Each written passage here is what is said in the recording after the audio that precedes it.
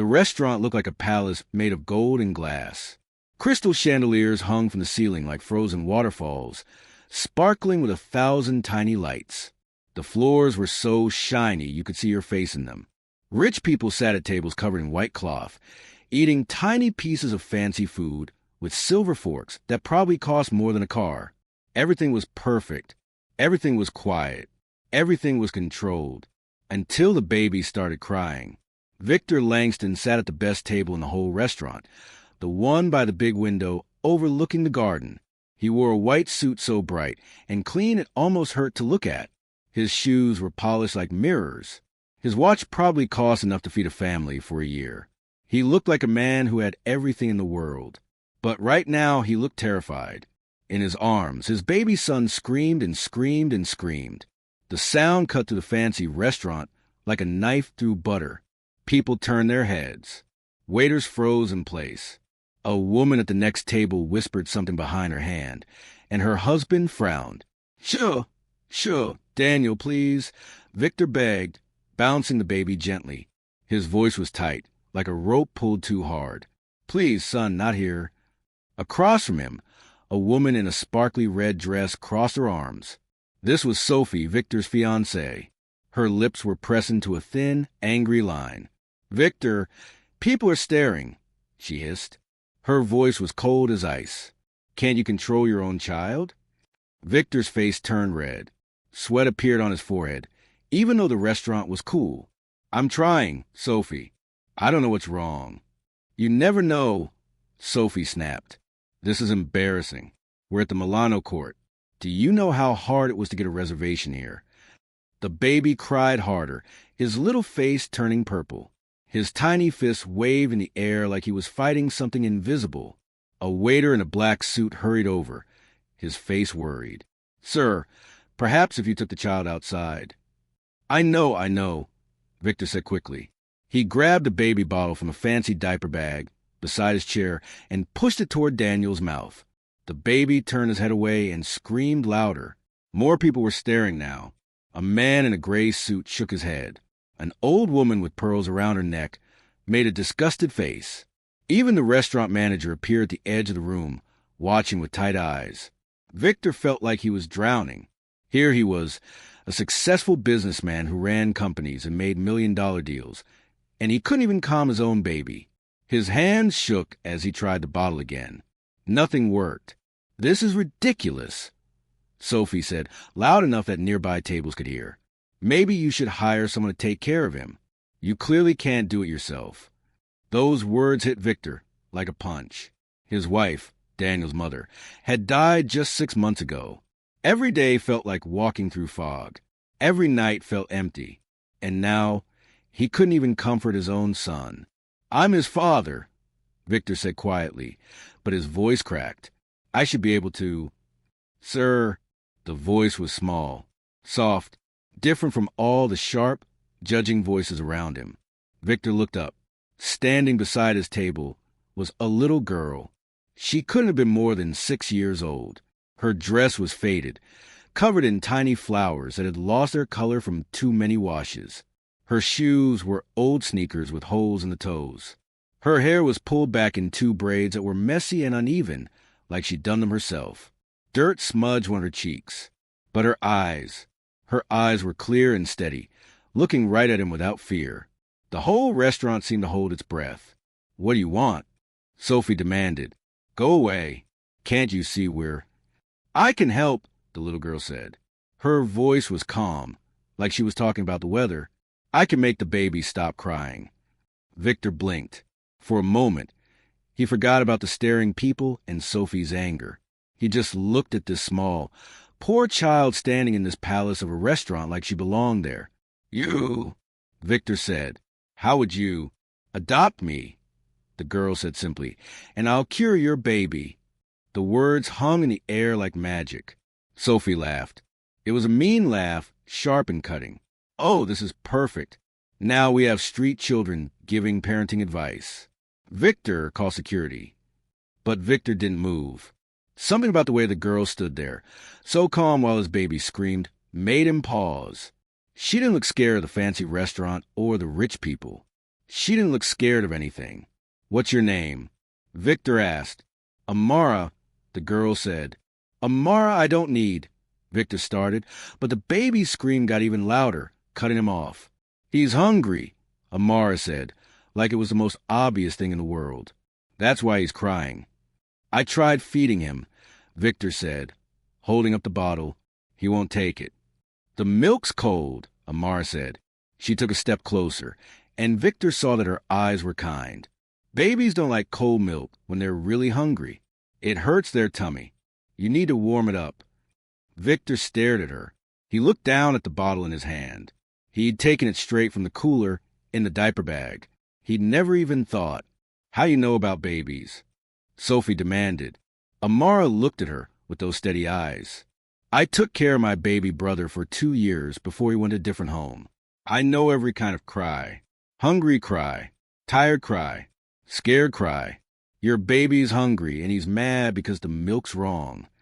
The manager was walking toward them now, probably to throw Amara out.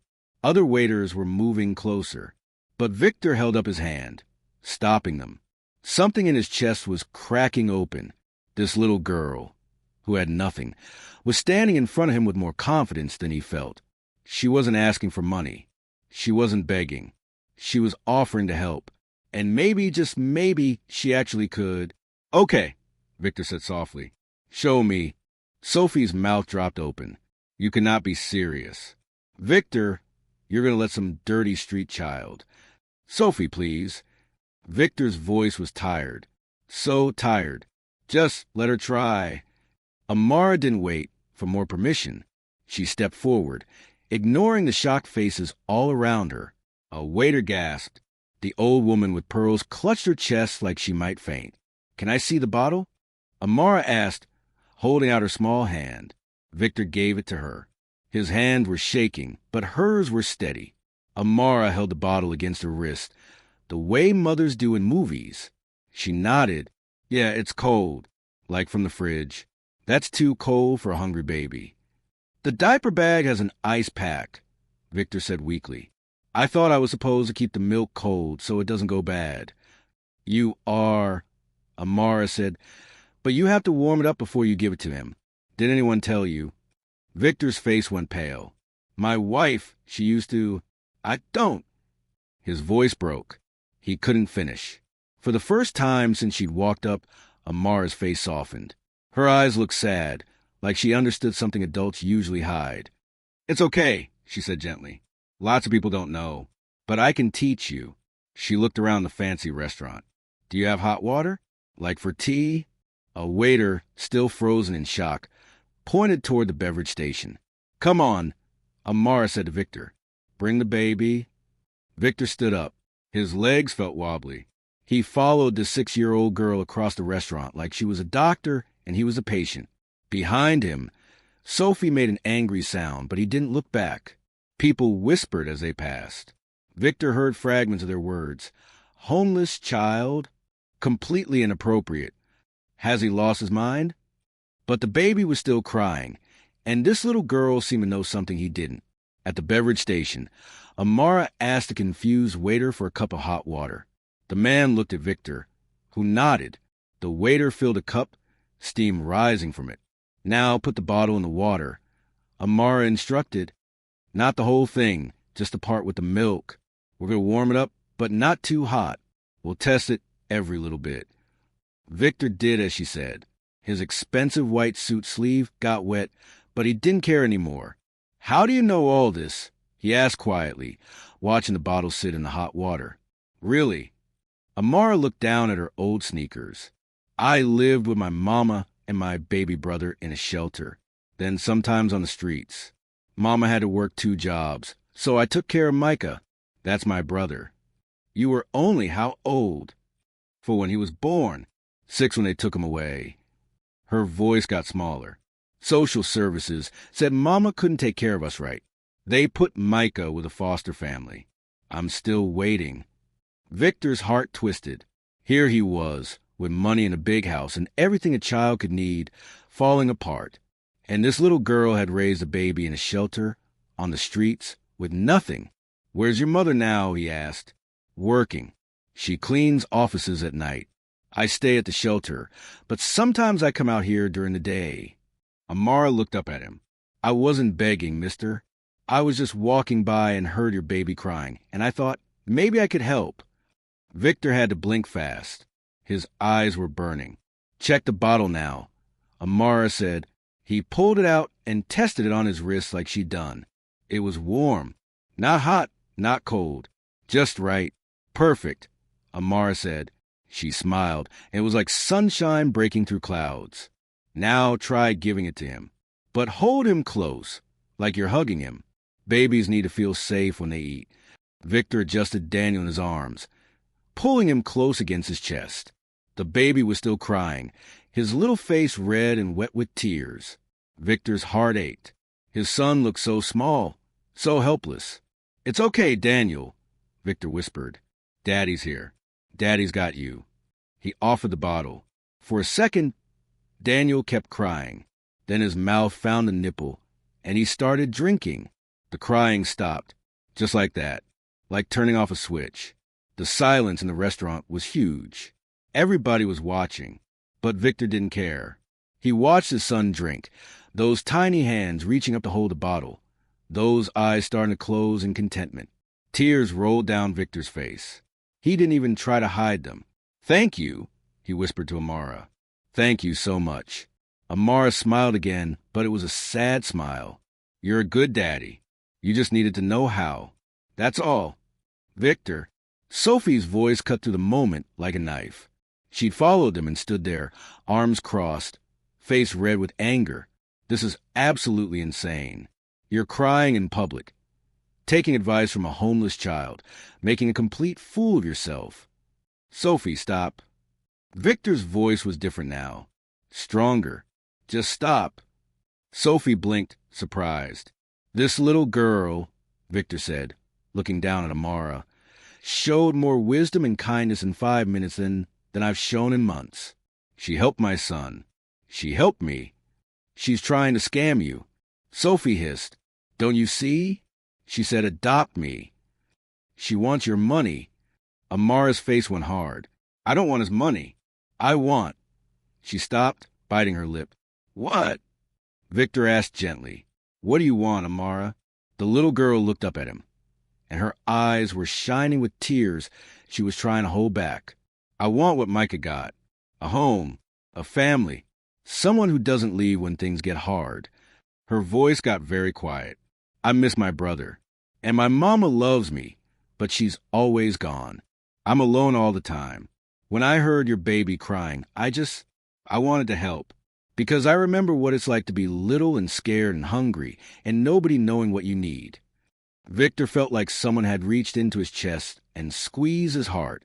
His wife, Daniel's mother, had died in a car accident. One day she was there, laughing and planting nursery colors. The next day, gone.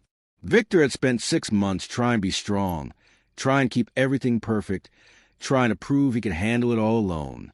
But he couldn't. Tonight proved it. He'd been so worried about looking good, about keeping up appearances, about not failing in public, that he'd forgotten the most important thing, actually listening to what his son needed. And this child, who had nothing, remembered. I'm sorry, Victor said to Amara. I'm sorry you've been alone.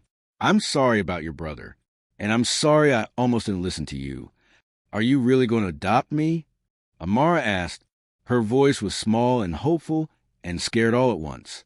Victor looked at his son, peaceful now, drinking his bottle. He looked at this brave little girl with dirt on her face and wisdom in her eyes. He looked at Sophie, who stood there looking disgusted. And he made a choice. Yes, Victor said. If your mother agrees, and if the courts agree, then yes. I am.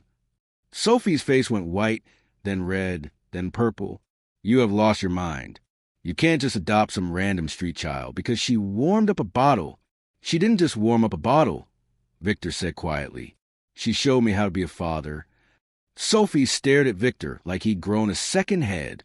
You can't be serious. This is madness. Then I'm mad, Victor said calmly. Daniel had finished half the bottle and was making soft, happy sounds.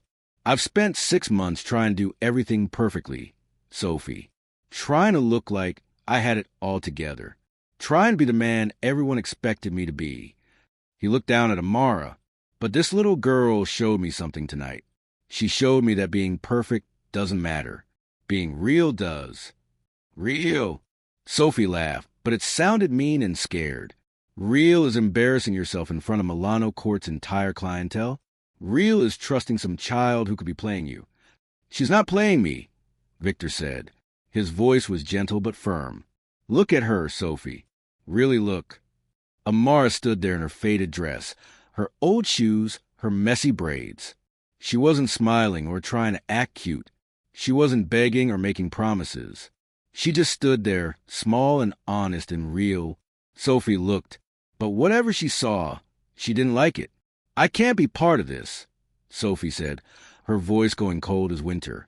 I thought I was marrying a successful businessman, not some charity case who picks up strays. She turned on her expensive heels and walked away. Her red dress sparkled under the chandeliers as she headed for the door. She didn't look back, not even once. Victor watched her go. Part of him felt sad, but a bigger part felt free. Sir, the restaurant manager appeared, wringing his hands nervously. I apologize, but we have rules about... He looked at Amara and couldn't seem to finish a sentence. About children who don't look rich enough? Victor said, raising an eyebrow. The manager's face turned red. Well, our dress code. Victor looked around the restaurant. Everyone was still watching. Some people looked disgusted. Some looked curious. An old man at a corner table was smiling, nodding like he approved. You know what I just learned? Victor said, loud enough for people nearby to hear. I learned that my baby was crying because he needed warm milk. Something simple. Something basic. But I didn't know it because I was too proud to admit I needed help. He put his hand on Amara's shoulder. She looked up at him with those steady eyes. This young lady knew, Victor continued.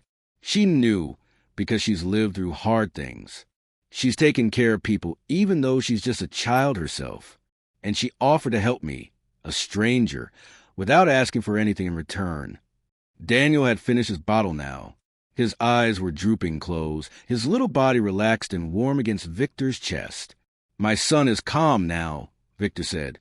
Not because of my money or my white suit or my reservation at this fancy restaurant.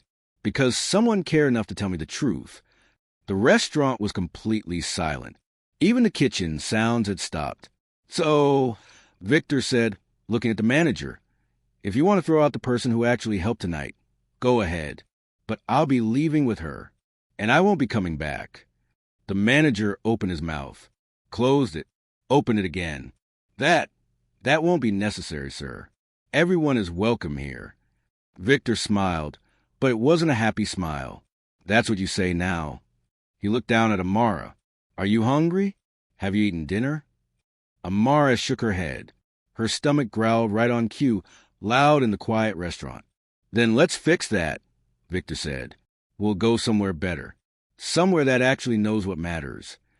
They walked together toward the door, Victor carrying his sleeping baby, Amara walking beside him. As they passed the tables, something amazing happened. The old man in the corner started clapping. Then a woman at another table joined in. Then another person. Then another. By the time they reached the door, half the restaurant was applauding. Not everyone. Some people still looked angry and confused. But enough people understood what had just happened. Something real had broken through all the fake perfection.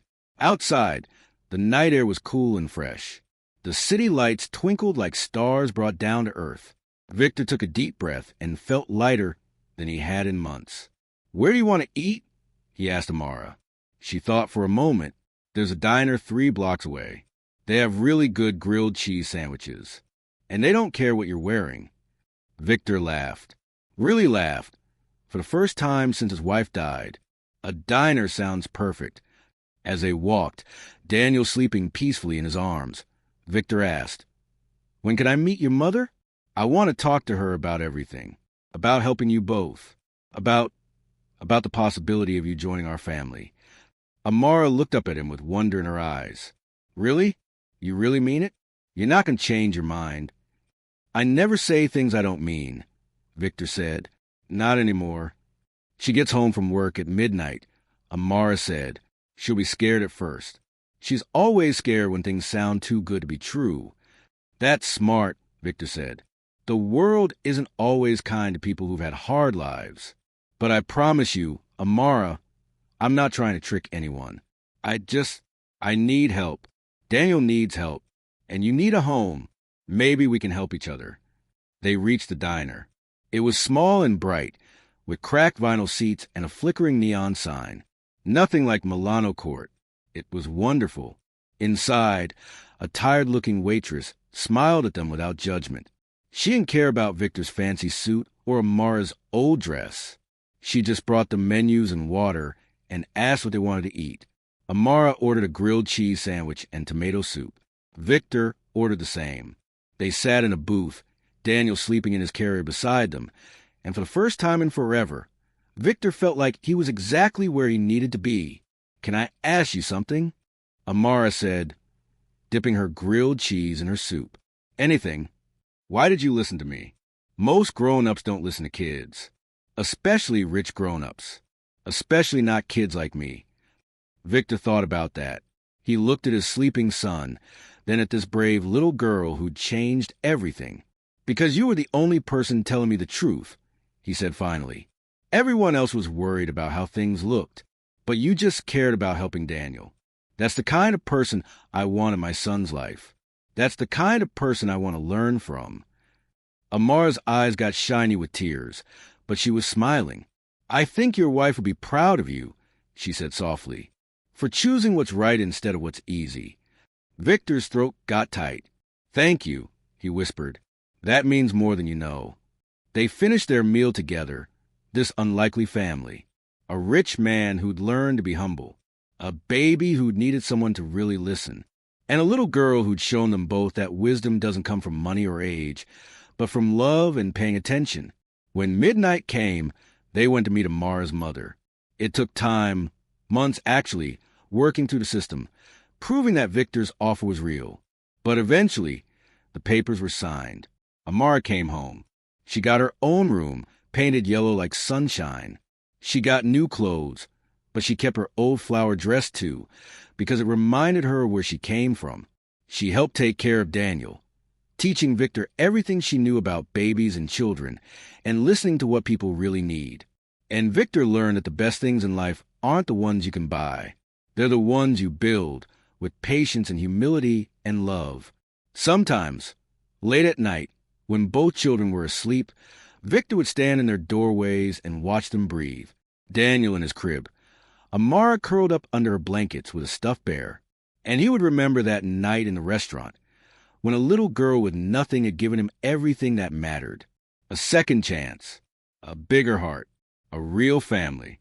If this story touched your heart, hit that like button and share it with someone who needs to remember that the best wisdom sometimes comes from the most unexpected places. Subscribe for more stories about kindness, courage, and the moments that change everything. Because real love isn't about being perfect. It's about being real.